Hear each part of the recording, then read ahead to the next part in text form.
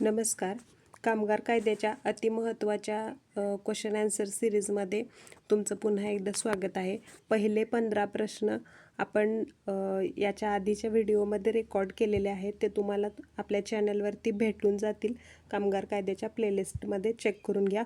कामगार कायद्याशी related important कायद्यांवरती important इन्फॉर्मेशनवरती जो पर्टिक्युलर आणि जो अतिमहत्त्वाचा डाटा आहे तर त्याच्यावरती लेक्चर्स रेकॉर्ड केलेली आहेत. तीही लेक्चर्स पाहून घ्या. आजच्या क्वेश्चन आन्सर सिरीजमध्ये अतिमहत्त्वाचे प्रश्न MCQ जो कामगार महाराष्ट्र माथाडी हमाल कामगार अधिनियम 1969चा जो कायदा आहे तर त्याच्यावरचे MCQ क्वेश्चन्स आपण बघणार आहोत. ओके, आता या व्हिडिओमध्ये आपण 16व्या प्रश्नापासून सुरुवात करूया. पहिले 15 प्रश्न आधीच्या व्हिडिओमध्ये तुम्ही चेक करा. ओके, क्वेश्चन नंबर 16 आपल्या पुढे आहे. महाराष्ट्र माथाडी हमाल आणि इतर अंग मेहनतीचे कामगार अधिनियम 1969चा कलम 4 नुसार राज्य सरकारने तयार केलेले कोणतेही नवीन योजना गॅझेटमध्ये प्रसिद्ध झाल्यापासून किती काळापासून लागू होते? काळानंतर लागू होते. म्हणजे एखादी योजना जर का प्रसिद्ध झाली तर ती किती वेळानंतर, किती कालावधीनंतर ती काय होते? लागू होते, ॲप्लाय होते. तर याचं करेक्ट आन्सर आहे क्वेश्चन नंबर C, 1 महिन्यानंतर. ओके, 1 महिन्यानंतर ती काय होते? लागू होते. पुढचा प्रश्न बघूयात. महाराष्ट्र माथाडी हमाल क्वेश्चन नंबर 17. महाराष्ट्र माथाडी हमाल व इतर अंग मेहनतीचे कामगार अधिनियम 1969च्या कलम 7(3) नुसार मंडळाला आपला वार्षिक अहवाल राज्य सरकारला कोणत्या तारखेपर्यंत सादर करावा लागतो? तर वार्षिक अहवाल जो आहे तर तो कोणत्या तारखेपर्यंत मंडळाला सादर करावा लागतो? हा प्रश्न आपल्याला या ठिकाणी विचारलेला आहे. ऑप्शन्स दिलेले आहेत. 31 मार्च, 30 जून, 31 ऑक्टोबर, 31 डिसेंबर. तर याचं करेक्ट आन्सर आहे 31 ऑक्टोबरपर्यंत हा डाटा आहे तर तो वार्षिक अहवाला जो आहे तर तो राज्य सरकारला पोहोचवायचा असतो. कुणाला? मंडळाची ती जबाबदारी असते. ओके, नेक्स्ट क्वेश्चन बघूयात. महाराष्ट्र माथाडी हमाल आणि इतर अंगमेहनतीचे कामगार अधिनियम 1969च्या कलम 15(3) नुसार नियुक्ती केलेला जो निरीक्षक, इन्स्पेक्टर, म्हणजे ज्याच्यासाठी तुम्ही फॉर्म फिल केलेला आहे, ज्याच्यासाठी आपली एक्झाम होणार आहे, तर हा कोणत्या कायद्यानुसार सार्वजनिक सेवक मानला जातो? हा प्रश्न आपल्यासमोर आहे. तर इन्स्पेक्टर हा कायद्याने, कोणत्या कायद्याने जो आहे तर तो काय म्हणूयात आपण की सार्वजनिक सेवक मानला जातो? तर ऑप्शन्स आहेत भारतीय पुरावा कायदा, त्यानंतर ऑप्शन B आहे भारतीय दंड संहिता IPC कलम 21, ऑप्शन C आहे नागरी हक्क संरक्षण कायदा, ऑप्शन D आहे कामगार विवाद कायदा. तर याचं करेक्ट आन्सर आहे ऑप्शन B, भारतीय दंड संहिता IPC कलम 21. Okay, article 21. नेक्स्ट क्वेश्चन बघूयात. प्रश्न क्रमांक 19 या ठिकाणी. महाराष्ट्र माथाडी हमाल इतर अंगमेहनतीचे कामगार अधिनियम 1969च्या कलम 22 नुसार सूट देण्याबाबतचे खालील विधाने विचारात घ्या. पहिला विधान आहे राज्य सरकार एखाद्या आस्थापनेला या कायद्यातून सूट देऊ शकते. दुसरं विधान आहे सूट देण्यापूर्वी सल्लागार समितीची चर्चा करणे आवश्यक आहे. तर ऑप्शन 1 हा आपला करेक्ट आन्सर आहे. म्हणजे सल्लागार समितीची चर्चा करण्याची कोणतीही आवश्यकता नाही का? तर हे वाक्य या ठिकाणी आपल्याला लक्षात घ्यावं लागेल. तर योग्य पर्याय विचारलेला आहे. तर ऑप्शन 1 पर्याय 1 फक्त आपला बरोबर आहे. पुढचा प्रश्न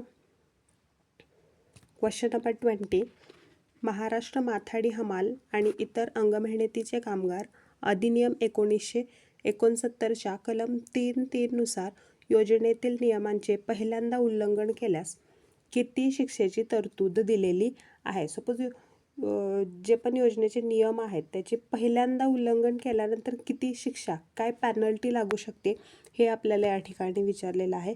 ऑप्शन्स आहेत 6 महिने तुरुंगवास किंवा 1000 रुपये दंड. ऑप्शन 2 आहे 3 महिने तुरुंगवास किंवा 500 रुपये दंड. ऑप्शन सी आहे 1 महिना तुरुंगवास किंवा 100 रुपये दंड. आणि डी आहे केवळ ताकीद दिली जाते, हे तर नसणार आहे. ओके, कारण हे करून कोणी ऐकणार नाही आहे. सो आपल्याकडे ऑप्शन जो आपला करेक्ट आन्सर जे असणार आहे तर ते ऑप्शन 2 3 महिने तुरुंगवास किंवा 500 रुपये दंड. ओके, ही पॅनल्टीची तरतूद या ठिकाणी आपल्याला कायद्यामध्ये बघायला मिळते. कोणासाठी? नियमांचे पहिल्यांदा उल्लंघन करणाऱ्यांसाठी. नेक्स्ट क्वेश्चनकडे जाऊयात. Question number 21. महाराष्ट्र माथाडी हमाल आणि इतर अंगमेहनतीचे कामगार अधिनियम 1969च्या कलम 3(2)(d)(1) नुसार जर मालकाने कामगारांचा पगार वेळेत मंडळाकडे जमा केला नाही तर किती दंड आकारला जाऊ शकतो? ओके, हा प्रश्न आहे. सपोज एखाद्या मालकाने कामगारांचा पगार जो आहे तर तो ठराविक वेळेच्या आधी मंडळाकडे नाही जमा केला तर काय पॅनल्टी होऊ शकते, हे या ठिकाणी विचारलेलं आहे. तर ऑप्शन 2 करेक्ट आहे, 10%. Next question number 22. Maharashtra Mathadi हमाल आणि इतर अंगमेहनतीचे कामगार अधिनियम 1969च्या कलम 23 नुसार मंडळाच्या कामकाजाची चौकशी करण्यासाठी नियुक्त केलेल्या व्यक्तीला कोणाचे अधिकार प्राप्त असतात? ऑप्शन 1 निरीक्षकाचे, इन्स्पेक्टरचे अधिकार. ऑप्शन 2 दिवाणी न्यायालयाचे अधिकार. ऑप्शन 3 पोलीस उपअधीक्षकाचे अधिकार. तर ऑप्शन ए करेक्ट आहे, निरीक्षकाचे अधिकार म्हणजे इन्स्पेक्टरचे अधिकार या ठिकाणी असणार आहेत. पुढचा प्रश्न question number 23.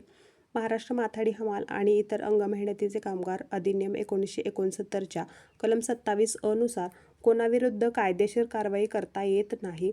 Option सद्भावनेने good faith काम करणारे सरकारी अधिकारी, मंडळाचे सदस्य आणि अध्यक्ष, नियुक्त केलेले निरीक्षक. कोणाविरुद्ध कारवाई करता येत नाही असं विचारले वरील सर्वांवरती कुणावरही नाही करता येत. पुढचा प्रश्न क्वेश्चन नंबर 24. महाराष्ट्र माथाडी हमाल आणि इतर अंगमेहनतीचे कामगार अधिनियम 1969च्या कलम 20 नुसार प्रसूती लाभ कायदा 1961 लागू करण्याबाबत खालील विधाने अभ्यासा. पहिलं विधान आहे हा कायदा नोंदणीकृत पहिला माथाडी कामगारांना लागू होतो. एकदम बरोबर. जर पगार मंडळ देत असेल तर प्रसूती लाभाची जबाबदारी मंडळाची असते. तर 24चा करेक्ट आन्सर असणार आहे ऑप्शन नंबर 3. दोन्ही वाक्य करेक्ट आहे. म्हणजे प्रसूती लाभ जो आहे तर तो नोंदणीकृत महिला माथाडी कामगारांना भेटतो. तर तो काय आहे तर 26 मंथची आपल्याला काय भेटते, त्या ठिकाणी त्यांना रजा भेटत असते. आणि काही वेगळ्या तरतुदी असतील तर त्या फक्त नोंदणीकृत माथाडी महिला कामगारांना या मिळणार आहेत. Next question number 25. Maharashtra Mathadi हमाल आणि इतर अंगमेहनतीचे कामगार अधिनियम 1969 मधील अनुसूची शेड्यूलमध्ये खालीलपैकी कोणत्या कामाचा समावेश होतो? आता अनुसूचीमध्ये बरेच सारे म्हणजे 15 रोजगार आहेत तर त्यांची यादी आहे. ओके, तर ती यादी तुम्हाला बघून ठेवायची आहे. ओके, अनुसूचित रोजगार म्हणजे कोणत्याही रोजगारावरची 1 लाइनर क्वेश्चन या ठिकाणी बनू शकतो आणि तो 2 मार्क्ससाठी असणार आहे. सो आपल्याला ते 15 कोणते एक अगदी खूप सोपे आहे. ते अनुसूचीमध्ये नमूद केलेले जे पण 15 रोजगार आहेत तर त्यांची यादी तुम्ही बघून ठेवायची आहे. तर आपला प्रश्न आहे की हाच प्रश्न आहे की अनुसूचीमध्ये कोणत्या रोजगारांचा कोणत्या कामांचा समावेश आहे?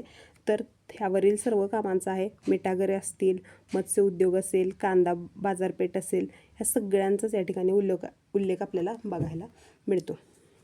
आता ही यादी मी या ठिकाणी मेन्शन करत नाही, आधीच्या व्हिडिओमध्ये पूर्ण याच्यावरती एक्सप्लेनेशन केलेलं आहे, ते तुम्ही जाऊन व्हिडिओ चेक करा. ओके, तोही त्याच्यानेही तुम्हाला खूप जास्त नॉलेज भेटणार आहे. तुमचं म्हणजे परीक्षेशी रिलेटेड खूप सारी इन्फॉर्मेशन तुम्हाला गेन होणार आहे आणि याचा नक्कीच परीक्षेमध्ये तुम्हाला फायदा होईल. ओके, क्वेश्चन नंबर 26 बघूयात. महाराष्ट्र माथाडी हमाल आणि इतर अंगमेहनतीचे कामगार अधिनियम 1969च्या कलम 24(1) नुसार बरखास्त केलेल्या मंडळाच्या जागी नवीन मंडळाची स्थापना जास्तीत जास्त किती कालावधीमध्ये करणे आवश्यक आहे? तर किती कालावधीमध्ये करणे आवश्यक आहे? तर 18 महिने मुदतवाढीसह. हा ऑप्शन आपला करेक्ट आहे. नेक्स्ट बघूयात. Next question number 27. Maharashtra Mathadi हमाल आणि इतर अंगमेहनतीचे कामगार अधिनियम 1969च्या कलम 25 नुसार जर कामगारांनी मालकांसोबत करार करून आपले हक्क सोडले तर अशा कराराची स्थिती काय असेल? तो करार कायदेशीर मानला जाईल? ऑप्शन्स बघूयात. ओके,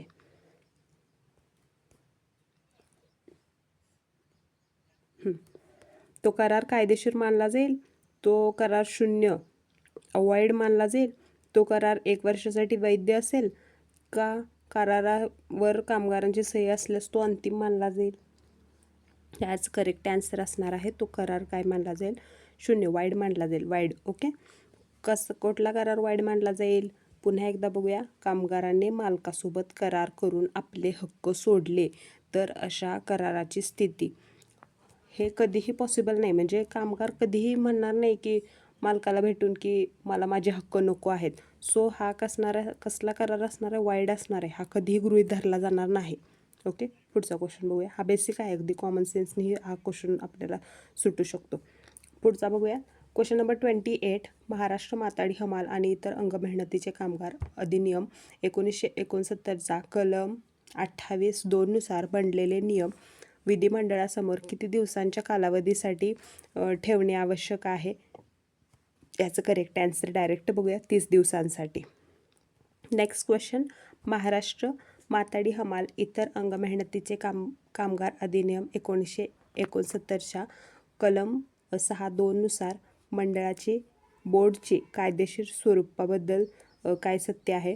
मंडळाच्या स्वतःच्या नावे शिक्का असतो, मंडळाचे अस्तित्व कायमस्वरूपी असते, मंडळ कोणत्याही खटला भरू शकते. तर याचं वरील सर्व आहे. हे म्हणजे वरील सर्व ऑप्शन्स आहेत तर ते करेक्ट आहेत. विधानं सगळी बरोबर आहेत, सत्य आहेत. ओके, नेक्स्ट क्वेश्चन बघूया. Question number 30. महाराष्ट्र माथाडी हमाल इतर अंगमेहनतीचे कामगार अधिनियम 1969च्या कलम 13(5) नुसार थकीत रक्कम कोणत्या प्रकारे वसूल केली जाते? दंड म्हणून की जमीन महसुलीची थकबाकी म्हणून, मालमत्ता जप्ती म्हणून, कामगारांच्या पगारातून कापून? तर याचं करेक्ट आन्सर आहे जमीन महसुलीची थकबाकी म्हणून. ओके,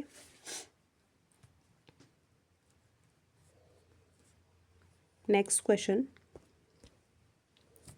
महाराष्ट्र माथाडी हमाल इतर अंगमेहनतीचे कामगार अधिनियम 1969च्या कलम 26 नुसार अनुसूचीमध्ये बदल करण्यासाठी राज्य सरकारला किती काळाची पूर्वसूचना म्हणजे नोटीस द्यावी लागते?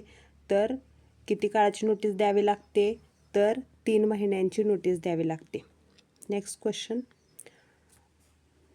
महाराष्ट्र माथाडी हमाल इतर अंगमेहनतीचे कामगार अधिनियम या कायद्यानुसार कलम 17(f) नुसार ओके कामगार न्यायालयाने किती कालावधीत